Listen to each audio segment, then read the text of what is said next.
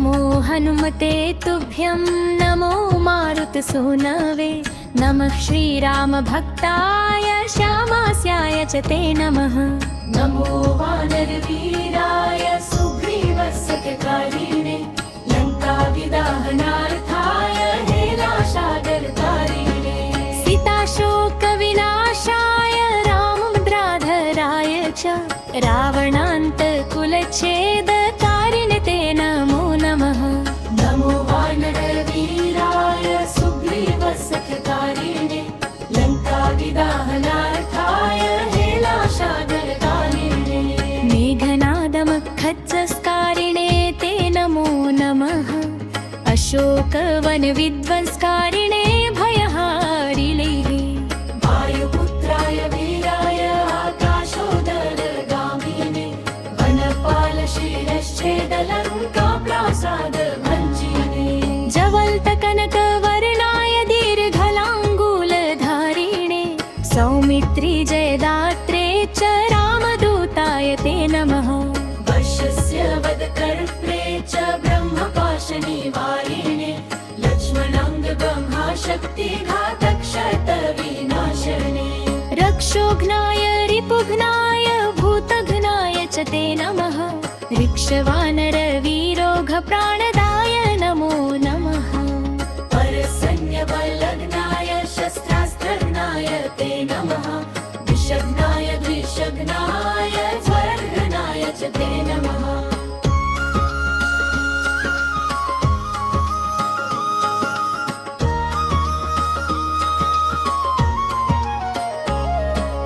महाभयरिपुघ्नाय भक्तत्राणैककारिणे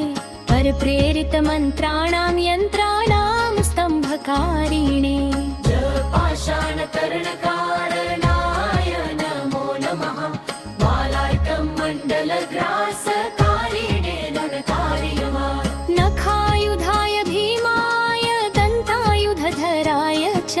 रिपुमाया विनाशाय रामाज्ञालोकरक्षिणे दिविधामस्थितायात्वरक्षो भूतवधार्थिने करालशैलशस्त्राय ध्रुवशस्त्राय ते नमः।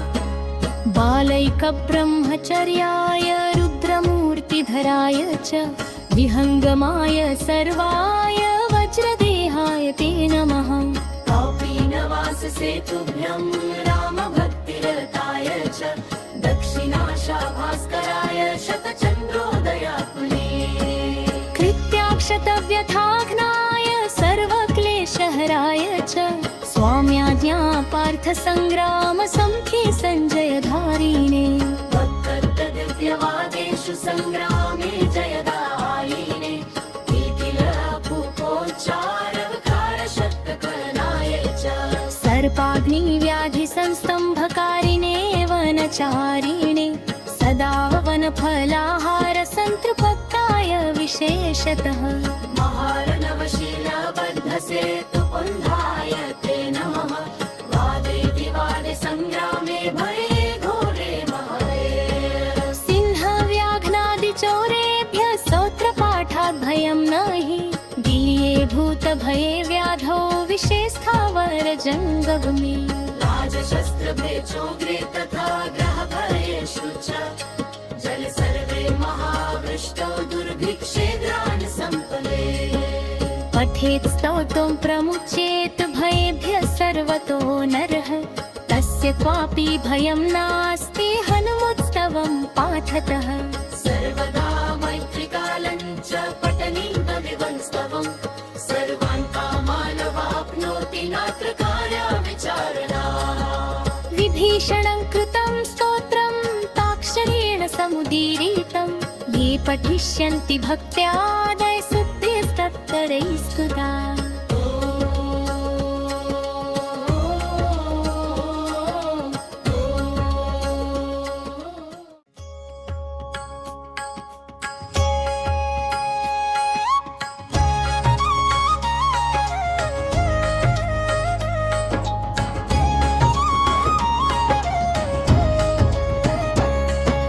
नमो हनुमते तुभ्यं नमो मारुतसूनवे नमः श्रीरामभक्ताय श्यामास्याय च ते नमः नमो वानरवीराय सुग्रीवसखकारिणे लङ्काविदाहनार्थाय हेलाशागरतारिणे सीताशोकविनाशाय राममुद्राधराय च रावणान्तकुलच्छेदकारिणे ते नमो नमः नमो वानरवीराय सुग्रीवसखकारिणे लङ्काविदाहनार्थाय हेलाशागरतारिणे मेघनादमखच्चस्कारिणे ते नमो नमः अशोकवनविध्वंसकारिणे भयहारिणे वायुपुत्राय वीराय आकाशोदरगामिने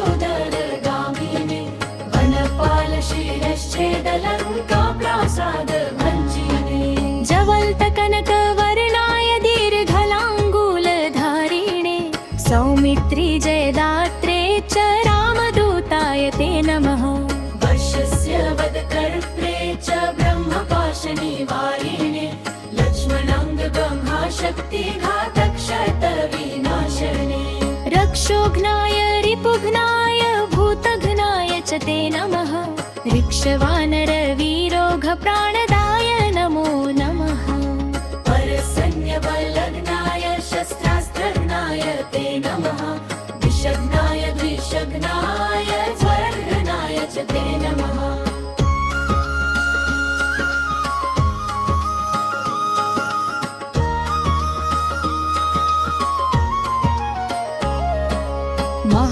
महाभयरिपुघ्नाय भक्तत्राणैककारिणे परप्रेरितमन्त्राणां यन्त्राणां स्तम्भकारिणे पाषाणतरणकारणाय नमो नमः मालार्कं मण्डलग्रासकारिणे नरकार्यमा नखायुधाय भीमाय दन्तायुधधराय च रिपुमाया विनाशाय रामाज्ञालोकरक्षिणे दिविधामस्थिताय त्वरक्षो भूतवधार्थिने करालशैलशस्त्राय ध्रुवशस्त्राय ते नमः बालैकब्रह्मचर्याय रुद्रमूर्तिधराय च विहङ्गमाय सर्वाय वज्रदेहाय ते नमः कौपीनवाससेतुभ्यं रामभक्तिरताय च दक्षिणाशाभास्कराय शतचन्द्रोदयाकुले कृत्याक्षतव्यथाघ्नाय सर्वक्लेशहराय च स्वाम्याज्ञा पार्थसङ्ग्रामसंख्ये सञ्जयधारिणे वक्तदिव्यवादेषु सङ्ग्रामे जयदायिने कीर्तिलभूपोच्चारवकारशतकनाय च सर्पाग्निव्याधिसंस्तम्भकारिणे वनचारिणे सदा वनफलाहारसन्तृप्ताय विशेषतः महार्णवशिलाबद्धसेतुपुन्धाय ते नमः वादेतिवादे सङ्ग्रामे भये घोरे महवे सिंहव्याघ्नादिचोरेभ्यः स्तोत्रपाठात् भयं नहि दीये भूतभये व्याधौ विशेषस्थावरजङ्गमे राजशस्त्रभेचोग्रे तथा ग्रहभयेषु च जल सर्वे महावृष्टौ दुर्भिक्षेद्रान् सम्पले पठेत् स्तोत्रं प्रमुच्येत् भयेभ्यः सर्वतो नरः तस्य क्वापि भयं नास्ति हनुमोत्सवं पाठतः सर्वदा मैत्रिकालं च पठनीयमिवंस्तवं सर्वान् कामानवाप्नोति नात्र कार्याविचारणा विभीषणं कृतं स्तोत्रं ताक्षरेण समुदीरितं ये पठिष्यन्ति भक्त्यादय सुद्धेस्तत्तरैः स्तुता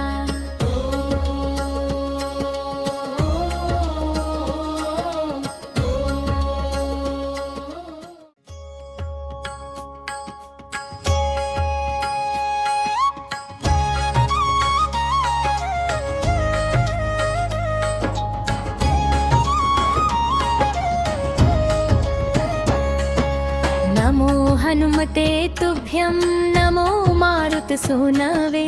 नमः श्रीरामभक्ताय श्यामास्याय च ते नमः नमो वानरवीराय सुग्रीवाय सुग्रीवसखकारिणे लङ्काविदाहनार्थाय हेलासागरतारिणे सीताशोकविनाशाय रामभद्राधराय च रावणान्तकुलच्छेदकारिणे ते नमो नमः नमो वानरवीराय सुग्रीवसखकारिणे लङ्काविदाहनार्थाय हेलासागरतारिणे मेघनादमखच्चस्कारिणे ते नमो नमः अशोकवनविध्वंसकारिणे भयहारिणे वायुपुत्राय वीराय आकाशोदरगामिने वनपालशिरश्छेदलङ्काप्रासादभञ्जिने जवल्तकनकवर्णाय दीर्घलाङ्गूलधारिणे सौमित्रि जयदात्रे च रामदूताय ते नमः वर्षस्य वदकर्त्रे च ब्रह्मपाशनिवारिणे लक्ष्मणाङ्गब्रह्माशक्तिघातक्षतविनाशने रक्षोघ्नाय रिपुघ्नाय भूतघ्नाय च ते नमः ऋक्षवानरवीरोघप्राणदाय नमो नमः परसैन्यबलघ्नाय शस्त्रास्त्रघ्नाय ते नमः विषघ्नाय द्विषघ्नाय ज्वरघ्नाय च ते नमः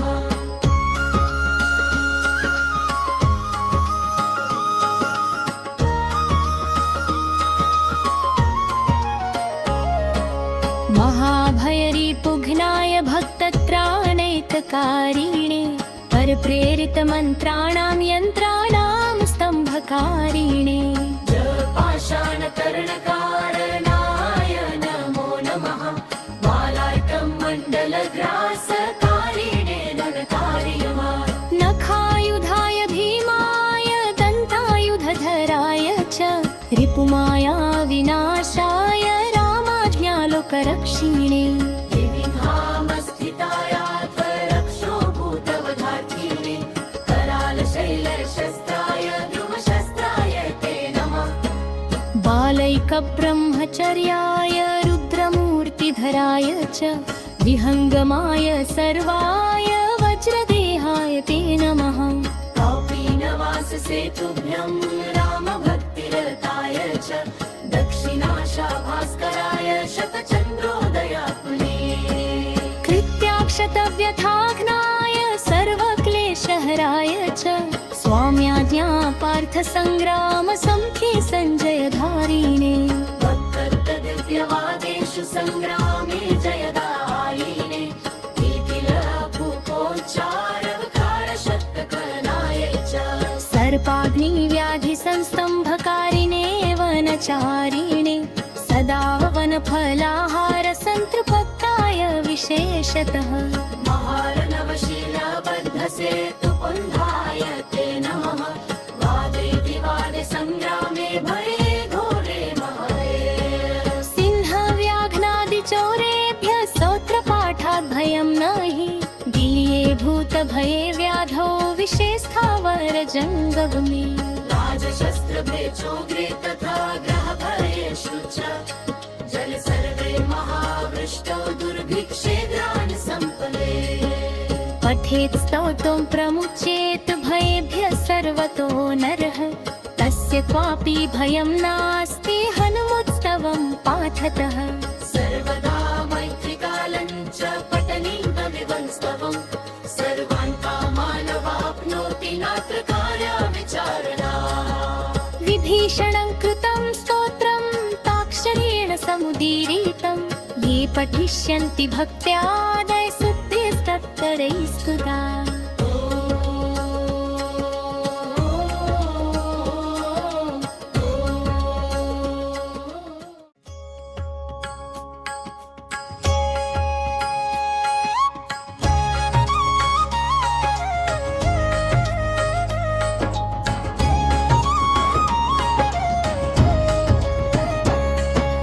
नमो हनुमते तुभ्यं नमो मारुतसूनवे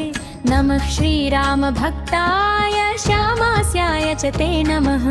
नमो वानरवीराय सुग्रीवसखकारिणे लङ्काविदाहनार्थाय हेलासागरतारिणे सीताशोकविनाशाय रावणान्तकुलच्छेदकारिणे ते नमो नमः नमो वानरवीराय सुग्रीवसखकारिणे लङ्काविदाहनार्थाय हेलाशागरकारिणे मेघनादमखच्चस्कारिणे ते नमो नमः अशोकवनविध्वंसकारिणे भयहारिणे वायुपुत्राय वीराय आकाशोदरगामिने वनपालशिरश्छेदलङ्काप्रासादभञ्जिने जवल्तकनकवर्णाय दीर्घलाङ्गूलधारिणे सौमित्रि जयदात्रे च रामदूताय ते नमः वर्षस्य वदकर्त्रे च ब्रह्मपाशनिवारिणे लक्ष्मणाङ्गब्रह्माशक्तिघातक्षतविनाशने रक्षोघ्नाय रिपुघ्नाय भूतघ्नाय च ते नमः ऋक्षवानरवीरोघप्राणदाय नमो नमः परसैन्यबलघ्नाय शस्त्रास्त्रघ्नाय ते नमः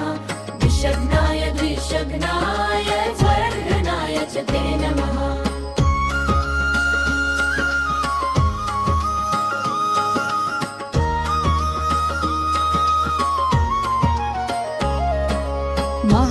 महाभयरिपुघ्नाय भक्तत्राणैककारिणे परप्रेरितमन्त्राणां यन्त्राणां स्तम्भकारिणे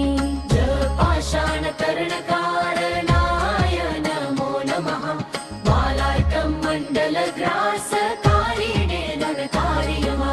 नखायुधाय भीमाय दन्तायुधधराय च रिपुमाया विनाशाय रामाज्ञालोकरक्षिणे विविधामस्थितायात्वरक्षो भूतवधार्थिने करालशैलशस्त्राय ध्रुवशस्त्राय ते नमः बालैकब्रह्मचर्याय रुद्रमूर्तिधराय च विहङ्गमाय सर्वाय वज्रदेहाय ते नमः कौपीनवाससेतुभ्यं रामभक्तिरताय च दक्षिणाशाभास्कराय शतचन्द्रोदयाकुले कृत्याक्षतव्यथाघ्नाय सर्वक्लेशहराय च स्वाम्याज्ञा पार्थसङ्ग्रामसंख्ये सञ्जयधारिणे वक्तर्तदिव्यवादेषु सङ्ग्रामे जयदायिने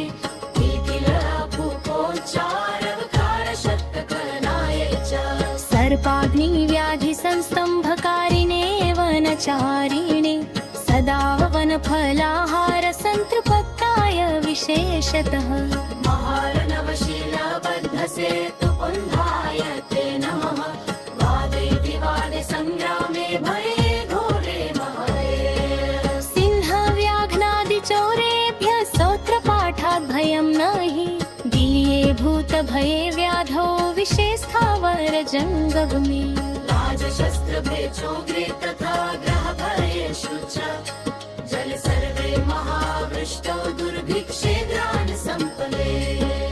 पठेत् स्तोत्रं प्रमुच्येत् भयेभ्यः सर्वतो नरः तस्य क्वापि भयं नास्ति हनुमोत्सवं पाठतः सर्वदा मैत्रिकालं च पठनीयमिवंस्तवं सर्वान् कामानवाप्नोति नात्र कार्याविचारणा विभीषणं कृतं स्तोत्रं ताक्षरेण समुदीरितं ये पठिष्यन्ति भक्त्यादय सिद्धिस्तत्तरैः स्तुता